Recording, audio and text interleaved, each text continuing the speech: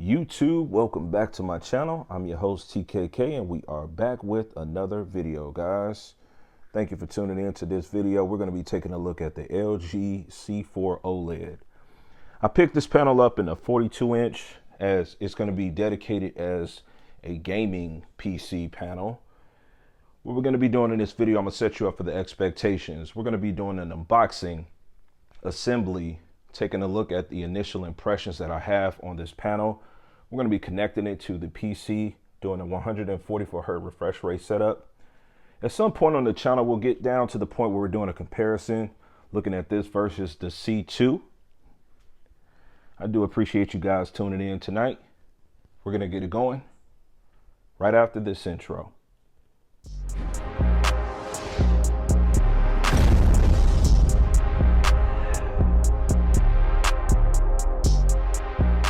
All right, guys, welcome back to my channel. Do appreciate you tuning in.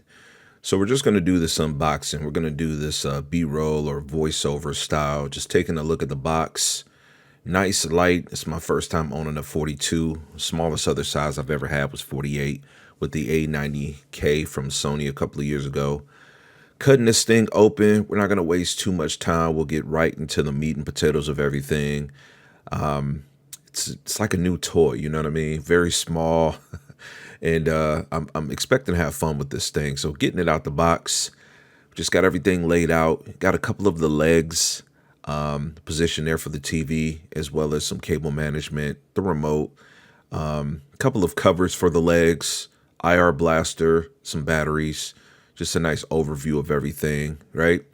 And as we get around to taking a look at the back of the TV, very nice two-tone aesthetic around where the actual panel screen is. You get a different finish, but I just wanted to kind of walk you through everything. The VESA pattern, they've got that embroidered LG OLED on there.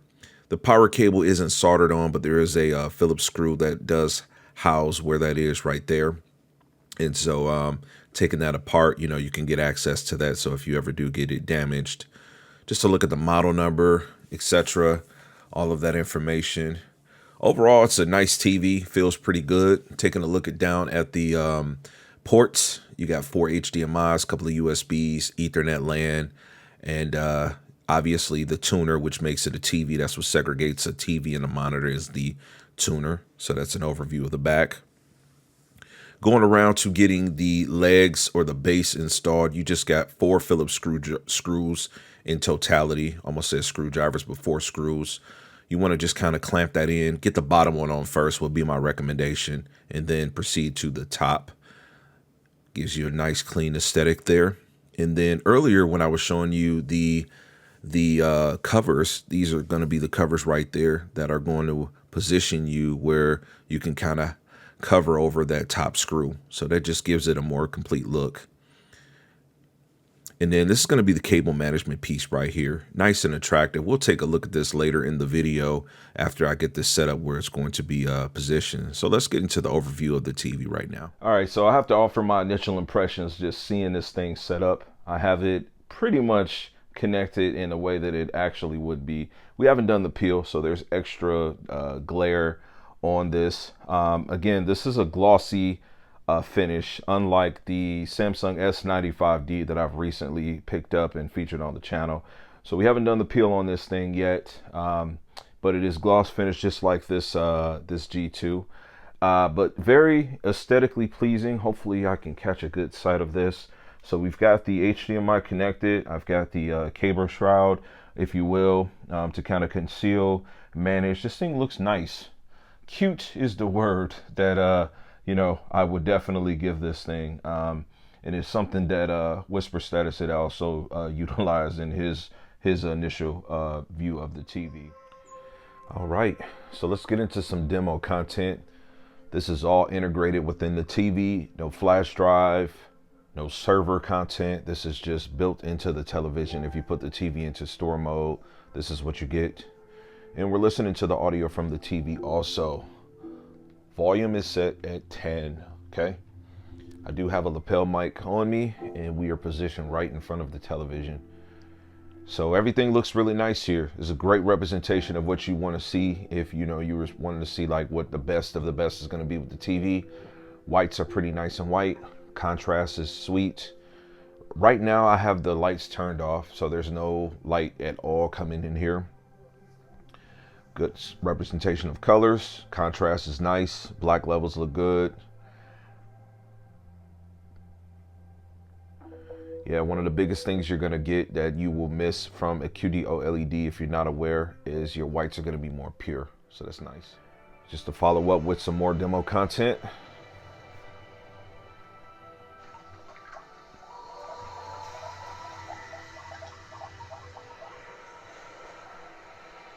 Yeah, the white's nice and pure.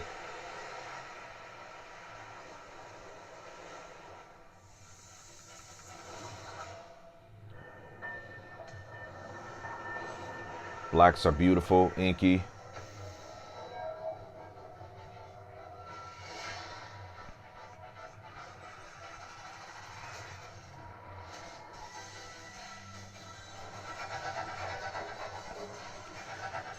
Now I'm conscious this TV doesn't have some of the brightness booster, but I think it's pretty fine considering the size we're looking at with this.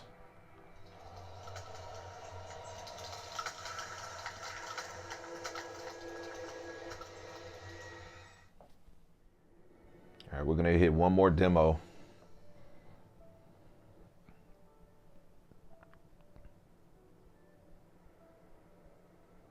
Oh yeah, this is good. It's my first 42 inch OLED, shall I say.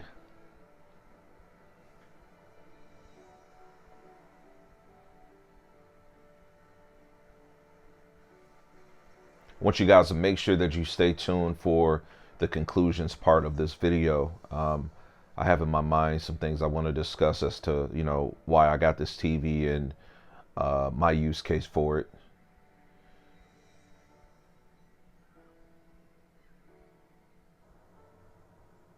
This is beautiful. It looks really good. It doesn't sound bad either.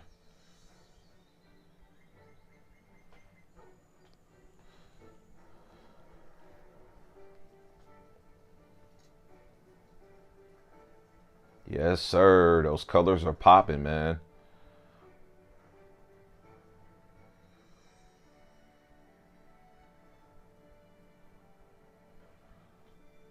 All right, that's going to wrap it up for the demo content. All right, guys, time to get down to the meat and potatoes. We've got this thing connected to the PC. There's not many settings that you need to adjust, but you definitely need to turn on the HDMI deep color. I actually didn't have to do that. The TV, I mean, it's really, this whole smart TV, quote unquote, has come to be a real thing where this TV does a great job when you hit settings. To go down to just put you in a position where it will navigate you through just a lot of different things. Looks like they've got the Dolby Vision PC as an option too, which I've toggled that on. That's something I've been experiencing lately with my QD OLED from Alienware. That's a Samsung display panel, 32 inch, but it has that as a feature too. So it's not something that you can get all the time, but pretty awesome. So initial impressions, not too bad. We're running right now, as you can see, we got the game optimizer at 30 frames per second. There's a couple of different things that we need to change, like always with PC gaming. So we're going to go to more options. We're going to go to NVIDIA control panel. And the first thing we'll want to do is just go down to resolution. So you got two different options. You've got pretty much what I like to coin the TV options, which is going to put us at native 4K. You can do up to 60 hertz here, all the way down to 23. This is something I like to cover with all my TVs. And then as you scroll down, you'll see PC, right? So we want to be at the 3840 by 2160. Puts us at 120 hertz by default. Not sure why I'm not being able to take advantage of 144. May have something to do with the Dolby Vision PC, but we're going to select this right now. And in the next transition, we will test this out to see if my findings are accurate. So as you can see, top right, we do got the Dolby Vision logo that did come up to indicate that's an option for us. All right, so it looks like I need to go to Game Optimizer, and you get to that by hitting the settings cog on the remote. Once you've done that, you're going to go to Game Optimizer. Once you've gone to Game Optimizer, you have a couple of different options. You've got game, picture, and sound.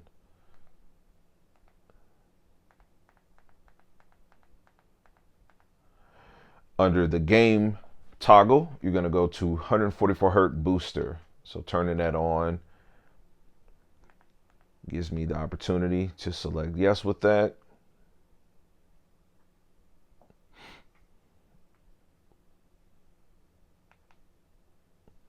Strangely enough, my TV had to reset itself. I'm not sure why I had to do that, but as it came back on, it took me to the default TV settings of 60 Hertz, but then down at the PC options, 144, 120, and 100 Hertz are definitely present there. Activating that, we'll accept it. So we still have the Dolby Vision for whatever that's worth, okay? Not really saying that's a claim to fame or anything like that, but TV definitely has 144 Hertz there. Pretty awesome stuff there. We got to get the VRR G-Sync set up on it, but it's time to get some games loaded. So use these next couple of timestamps just to review some of the content that may interest you. All right, I wanted to start off with a little bit of Destiny 2, and we're not going to do this as a voiceover because I want to be able to offer you, like, you know, just realistic initial impressions versus me like rewatching the footage. Okay, so we are running this in 4K, 60 frames per second. So for whatever way that you may be watching this, to try to get the best out of it, utilize that. All right, so initially I'm loving the way everything's looking. None of the black, the deep dark areas are looking crushed in person. Colors are great, separation is nice. You know, this being 42-inch, I got you guys probably 4 feet from this, maybe 4.5. I'm sitting about 7 feet from this, and it looks very good. Again, end of the video, we'll talk in the conclusions portion of this about like my use case and what my plans are for this. But it's really good. At this point, I haven't felt like I'm losing anything not having a QD OLED. If you're not well versed, 32-inch options are available for QD OLED, right? But this is going to be the next largest size where you're going to get all white OLEDs, be it monitors or TVs, as you can see. And so I think this thing comes out to be really well. So let's just talk about like 144 Hertz and what that means. Higher refresh rate typically means less latency, more fluidity. Is there a difference between 120, 144? You ask a professional, they're going to tell you yes. If you're not talking to a professional, then don't value the opinion as much. Keeping in mind, it's just an opinion. But if you ask a professional, do they want more frames? A professional, which is a person that actually earns money for a living, playing games at a competitive frequency, they're going to tell you yes. Higher frames is what you always want, okay? This is a PC specific thing, okay? 120 for consoles and this for PC. Now, with the type of hardware that I utilize on my PCs for my main systems, I'm 4090 like ×3 in my household, okay? This doesn't mean that I'll always be able to get 144 Hertz. As you can see at the top right here, we've got NVIDIA constantly giving me a frame rate counter. 138 frames is what I'm getting right now. Now, this equates to me having what we call max settings. I got 4K on with no type of upscaling, HDR, which doesn't change the frame rate at all. I've got pretty much everything just turned up as high as it can go, okay? And so it's a great experience. Knowing that I can get more than 120 is pretty nice. Can I tweak some settings to lock myself at 144? 100%. The better the graphics card, the more you spend on the graphics card, the better you are going to get, the higher you are going to get in terms of frame rate, okay? You have to inspect what you expect and just plan your build out from that. Now let's get to some actual gameplay and see what this thing looks like in Destiny 2. As we travel down to this destination that I've selected, I don't see any areas of opportunity where I feel like this isn't bright enough for how I will be using it, okay? So right now we are moving around on the Cosmodrome. It looks absolutely beautiful. And We are locked at an aggressive 138 frames, again in 4K. This looks absolutely ridiculous. Now, the interesting thing about me playing this right now, I'm using the viewfinder because I have the camera in front of the screen. So obviously some latency there, but yeah, this looks great. Fantastic. Just drop down to 137, 136. What goes on in this area that takes 2 frames from me? I don't know, but this is that PC Master Race life. Always wondering what's taking things away. Could have been that bozo.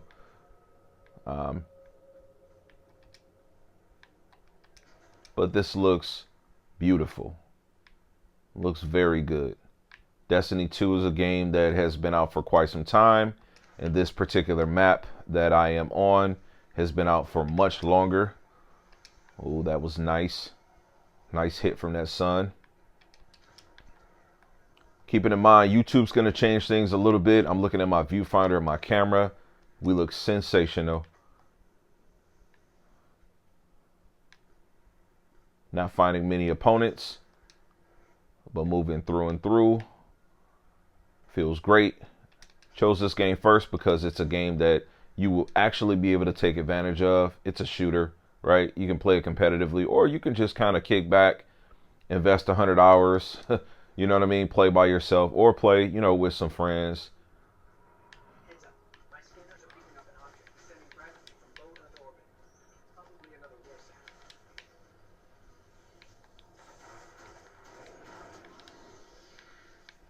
We've been locked at 138. We've been as low as 136. And that's more on my hardware side of things. But yeah, so if I were a person, a betting man, if you will, looking to play competitively, saying, hey, man, you know, this is why we'll go with this TV, because this TV is going to have me locked. Now, keep in mind, anything that you see here is going to stand true to the larger size, is going to stand true to the upper echelon models. The G4, M4 also. I can't speak on the M4 because I don't know. I know that has a Zero Connect box, but the G4 definitely is going to be the better looking, come in the larger sizes. I'm hearing something about 97 being available. But anyway, we got 3 minutes in on this timestamp for this gameplay. And yeah, this is Destiny 2. Okay, so let's take this to the entirely other side of the spectrum of gaming, okay? This is Street Fighter 6, which will fall under the category of fighting games. Mortal Kombat 1, or the remake, Tekken 8, you know, just to name a few games. Dragon Ball Fighters, Marvel vs. Capcom 2, Capcom vs. SNK 2, Street Fighter 3 Third Strike, Super Street Fighter 2 Turbo. I mean, the list goes on and on about fighting games. So while you will see 120 hertz, 119 hertz with the frame rate counter at the top right, for this specific game, this game is going to max out at that, okay? So 144 hertz wouldn't make a difference for us in this game. Add to the fact that when we are actually playing, what this is going to do is drop down to, I won't say a staggering, but 60 frames per second. Now, some people might say, ooh, you know, that's not good. Well, it's the type of game that you're playing, right? So you kind of have to inspect what you expect, okay? You don't buy this TV, or you don't buy something with 144 hertz, you know, hoping that magically it's just going to force everything to be that, okay? We still have to, you know, understand what the developer and what the creator's intent was. So when you're playing a fighting game like Street Fighter 6, we're going to go to practice, training. We're going to go to my favorite stage because the music just slaps. When you get into battle with a game like this, you're focusing on that head-to-head combat. Head-to-head being arcade stuff. I was just talking about Ask the Professional and such like that, right?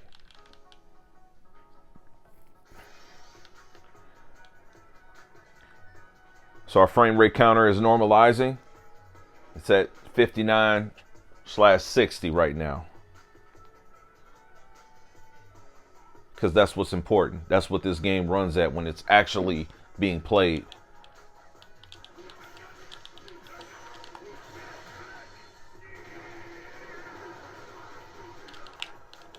Right? 60 frames per second is what you're going to get when you're playing a fighting game. We talk about the fidelity of this thing. It looks great. It reminds me very much so of the QD OLED. The picture is not so large to the point where things look pixelated. Everything looks nice and tight, clean and crisp. This game is not one that's in high dynamic range. So that's another thing to keep in mind. We're not forcing everything to be in HDR. This is an HDR game, but this game has a lot of great details, highlights, and so forth too. So the TV is offering me enough peak brightness. Some of the details I'm looking at is like Zangief's, his I won't say armor, but his uniform. Okay, the clipping that you're seeing here, you can say that's clipping. It's a reflection. So as I'm actually looking at it, it is actually that bright. So my camera is not clipping that. Okay, and that's what you want. That's kind of what you get on this stage specifically. When you're looking at Zangief, it would lead you to believe that the type of lighting that you have behind them is in front of them also. They're in like a, I don't know, it's just a very well lit area. And so you're getting all these details around his bicep and everything else from the light that's on this side of the screen that you can't see. Same thing with Blanca, right? We've got this lighting that's coming from this area that's shining on him right there. So everything is very much so on purpose, okay? Yeah, everything looks good and it feels great. It feels like an OLED from LG. And that's not something a lot of people are going to understand, but I've been buying them since 1080p's were an option, right? And 2 years ago, I made it perfectly clear that the C2, even though I had the A95L and I had the S95B and I had the A90K, the C2 was definitely my favorite TV of the year, just because I was focusing so much on gaming. But yeah, that's going to be hopefully a firm discussion for you around the expectations of fighting games. Totally different side of the other side of the spectrum versus like playing first person shooters. Got some strange artifacting happening right now, or was happening. And it's only because I think the opening of Resident Evil 4, which we're bringing this in because this is a very cinematic game, okay? This is a game that you can enjoy playing at 60 frames per second, as I was just talking about in the prior transition, or you can take it all the way up as far as it will allow you, okay? Normally your sweet spot is going to be around up to 120 frames per second with something like this. You're not going to take much of an advantage having 144 hertz with this. So again, keeping in mind, like the 144 is really for that competitive edge, okay? That's the selling point for this. It's what makes it competitive.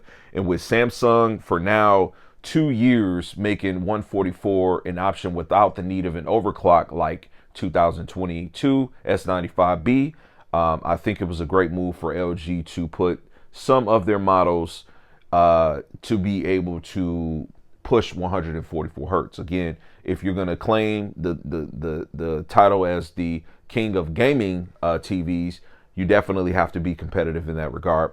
So this is Resident Evil 4, the remake, okay?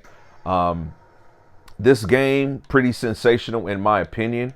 Right now, we're getting a staggering 30 frames per second, which, believe it or not, the original creator of this game, I'm not sure if he did the remake. I'm pretty sure he might have had something to do with it, but I'm not sure. You know, his take on gaming about 15 years ago was that 30 frames per second was a nice sweet spot because it offered a cinematic experience, which I get it. You know, you think 24 frames per second or, you know, 24 hertz for Blu-rays, but no, 60 is really where that cinematic experience resides.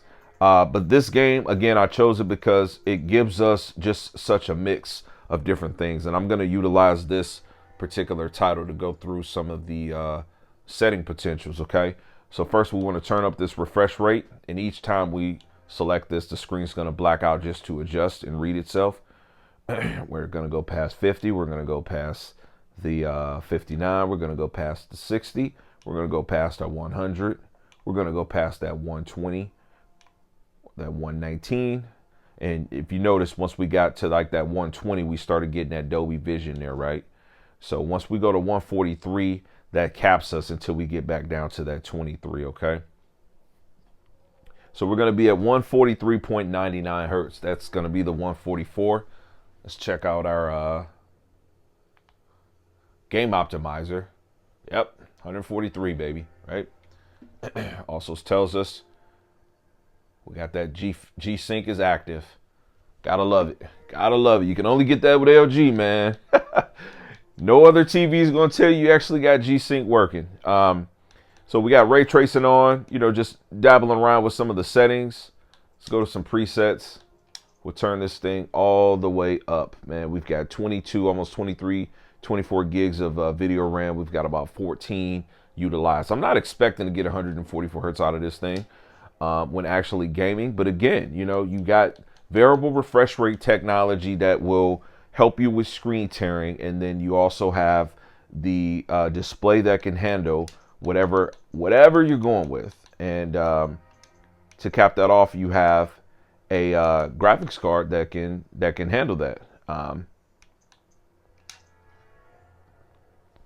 So we're going to skip to this. This timestamp's going to have a little bit of depth to it.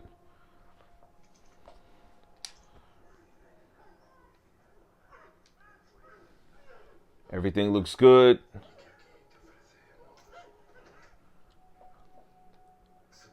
Getting right to gameplay.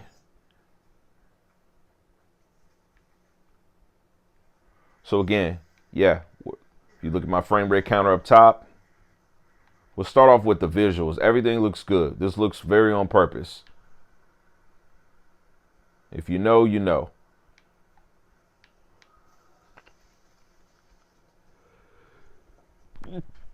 Now, this is me playing without any compromises because I've got max settings turned on. I've got ray tracing turned on, which means I've got realistic light reflections. Now, this is more on the PC side of things, okay? I've got a display that can give me up to, 144 hertz, which, again, I've already determined I don't need it. I'm not focused and worried about any type of screen tearing, okay? As I'm panning left and right, I'm not seeing my screen tear. So it looks pretty good there.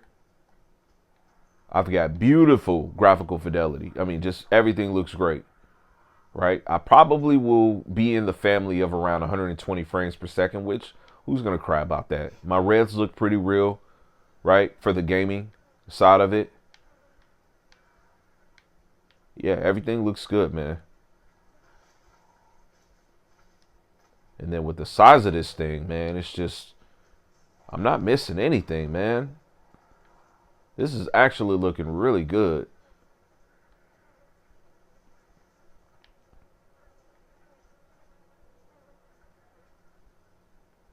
All right, this is Resident Evil 4. All right, so let's bring some conclusions to this piece of content. I do appreciate you guys tuning in. And if you got through the whole video, great. I mean, I really made this with the intentions of trying to help you guys. This TV was purchased. There wasn't any partnerships with this. So this is definitely one in the collection. It's staying in the collection. So let's just first talk about like why I bought this TV. I bought it because, I do believe very much so that LG in totality has things figured out for the gamer. I like the gains that I've seen with this. I skipped last year just because things did not work out for me. And I say that for anybody that's regular with my channel. I did purchase the 55 class G3, and having it next to an S90C, I couldn't see any reason for me to make the investment. What I did was I returned it, and I paid the difference on getting a great deal for the 77-inch G2 that I showed you in this video that I have. So this TV is actually going to replace the G2. Not that I'm getting rid of the G2, it's just that I don't have to have a 77-inch on the wall. There's some more incredible features within this C4 TV that we're looking at and we're doing this initial impressions on. And so we're going to make more content for it. But I believe that this TV in totality will be able to offer me the optimal experience where I don't feel like I need to have a 77. One of the clear advantages that I've had in my experience with the 77 is that it acts as a dual monitor. And what I'm saying is just me playing with PC gaming, I can play in window mode and the window will be large enough to where I'm almost getting a 42-inch screen, right? still having more real estate for me to have other things, as if I was chatting with people, Discord, things of that sort. This TV does have a multi-view functionality that we'll dive a little bit deeper into at later times. There's going to be a lot of content about this. But I'm thinking that right now this 42-inch C4 is going to replace this 77 G2. And I'm going to move this G2 to another part of my house where I think it'll be better utilized. But I think this is a great option. Again, the 144 hertz is definitely going to be a game changer for the person that was looking to pair it with a smaller display like this. It looks really nice and tight. So not only are you guys going to be able to play in 1080p, 1440p, which by the way, this does no problem, 4K, you're also going to be able to take advantage of that nice high refresh rate. And you don't have to compromise doing any type of software overclocking or anything on the Windows scale. So they've got it figured out. It's really in there. Now, on the actual TV side of things, there's a lot of settings that you can go into, and you can modify those settings to get yourself a really nice saturated picture. For those of you that have already seen a QD OLED, there might be some opportunities there, but I believe skipping last year and going this year, skipping 23 and going to 24 for the LG white OLEDs is going to put you in a great position where you have some nice saturation potential. Now, if you're one of those types that's like, hey, I got to have the brightest of the bright TV, this TV isn't going to be for you. You might want to look to the same panel, but a larger size. Specifically going into the 55-inch and higher, from what I've read on the spec sheets, is where you're going to get that extra brightness booster. That's not going to be present on the 42 or 48-inch. I haven't seen the 48 being available. I don't see that as being the sweet spot for me. Again, I am an owner of an A90K and 48-inch, and that was a masterful TV. But the 42-inch is really good for this, especially if you're focused on productivity and gaming. It's got all the right settings for you to be able to, increase the sharpness. And I just enjoy this thing. Sitting back as far as I am, like I said, I'm about 8 feet head to screen with this thing. And it's just because, I've got the camera in front. So I'm really being able to utilize the viewfinder, but I'm enjoying the picture that I'm seeing. My opinion, it's a great thing, and these are my initial impressions. I really want to know what you guys think, so please utilize the comment section. If you want to show some support to the channel, definitely like I said, comment, share it. Let's move it around, and I'm going to catch you guys on the next video. Peace, God bless, and as I always say, man, Max love.